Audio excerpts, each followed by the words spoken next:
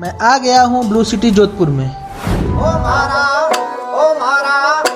मारा मिठोड़ा ने बाण बनाया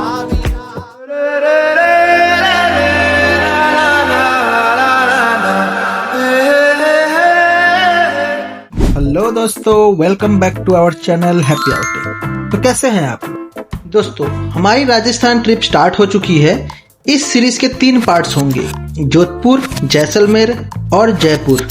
आज के वीडियो में हम कवर करेंगे Jodhpur, blue city of India, और बाकी दोनों पार्ट्स आपको नेक्स्ट वीडियोस में मिलेंगे। So stay tune till the end. हमारी ट्रिप स्टार्ट होती है पुणे से। तो सबसे पहले हम गए पुणे रेलवे स्टेशन। वहां से हमने ट्रेन ली पुणे से दादर, और दादर से direct Jodhpur railway station. Jodhpur पहुंचते ही हमारा बस ऑलरेडी बुक था टूर्स एंड ट्रेवल्स के थ्रू, जो हमें स्टेशन से पिक करके होटल ले गई। पहले थे 4 स्टार होटल मेपल अभय में। होटल काफी अच्छा था और चेक इन के बाद हमने थोड़ा सेटल डाउन किया।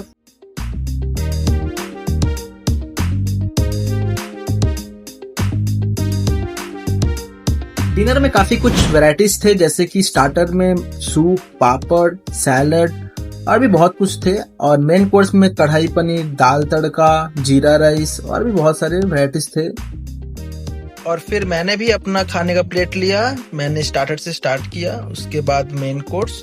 नो डाउट खाना बहुत अच्छा था, और आखिर में आइसक्रीम के साथ डिनर कंप्लीट किया। डिनर के बाद थोड़ी रात की स्ट्रीट स्ट्रोल भी की, थोड़ा जोधपुर का लोकल फील लेने के लिए।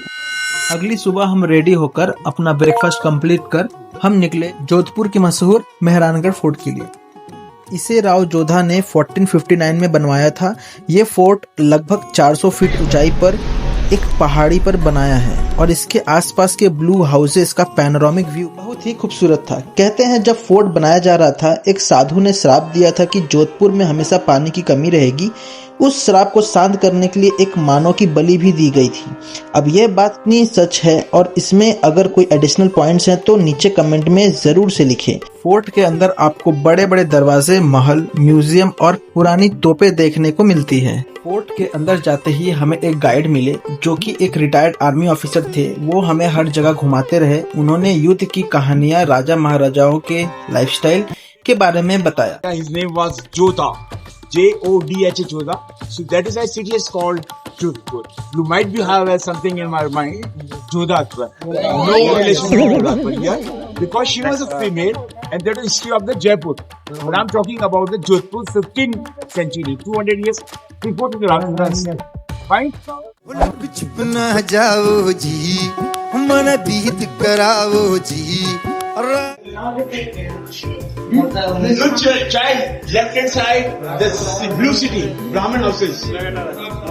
दोस्तों, जब आप राजस्थान जाओगे ना, तो आप देखोगे ऐसे आपको लोग मिलेंगे जो गाना गाते हैं, इंस्ट्रूमेंट्स प्ले करते हैं। वहाँ के हवा में कुछ अलग ही वाइब है।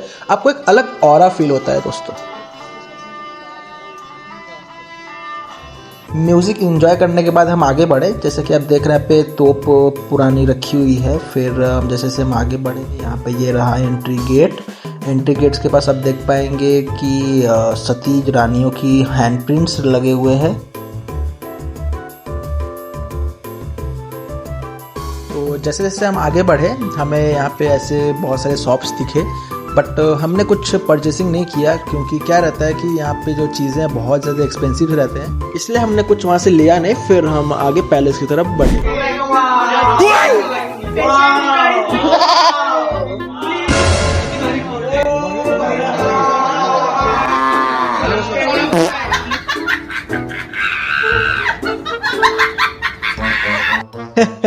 यहाँ पे तो आपने सुना ही होगा, हमारे दोस्त सब गाय बकरी बने बैठे थे साले। यानी कि कॉरोनेशन हुआ करता था, तो वुड भी राजा को इस मार्बल चेयर बिठा दिया करते थे, और relatives were all used to sit on the ground. But I told you the ladies were kept पर्दा कर्टन।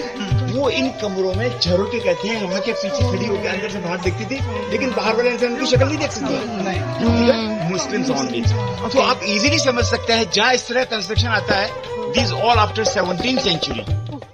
आगे बढ़ते हुए हमें शाही हाथी की सवारी की गद्दी दिखी, जिसमें राजा महाराजा शान से जुलूस निकलते थे और युद्ध में भी जाते थे।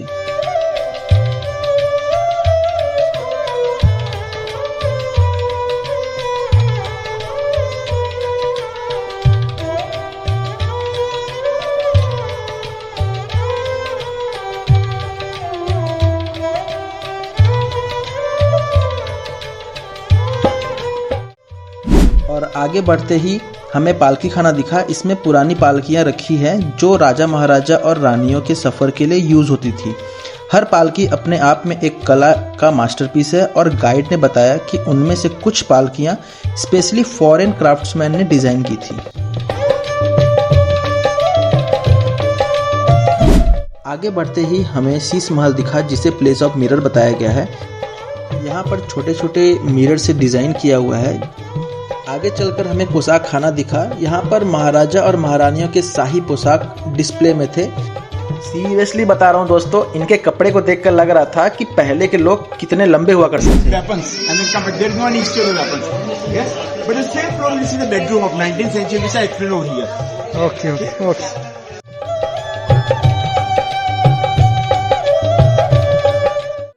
दोस्तों अभी हम फोर्ट के टॉप पे थे और यहाँ से ब्लू सिटी क्या ही दिख रहा था, जस्ट वाव।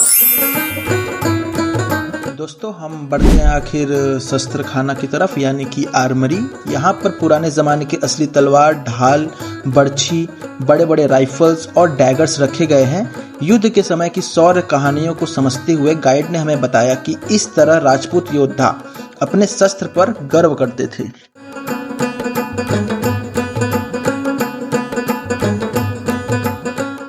दोस्तों आगे बढ़ते हुए हमें एक शाही मीटिंग रूम भी देखने को मिला। जैसे जैसे हम एक्सप्लोर करते गए अलग अलग रूम सामने आते गए और हर रूम अपनी एक नई कहानी लेकर खड़ा था। अभी आपको विजुअल्स में वो सब दिखेंगे, शाही महल, म्यूजियम और उनकी कहानियाँ।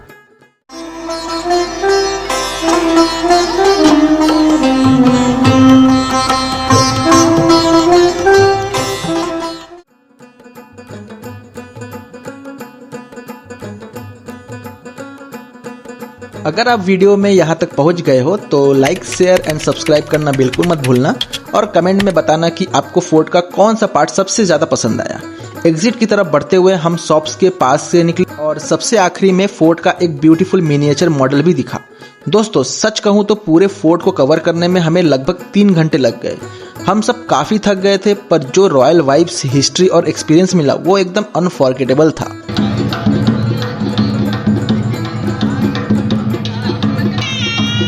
तो दोस्तों इस वीडियो में इतना ही। अगली बार मिलते हैं पार्ट 2 के साथ जैसलमेर की कहानियां लेकर। टिल देन हैप्पी आउटिंग और बने रहिए हमारे साथ।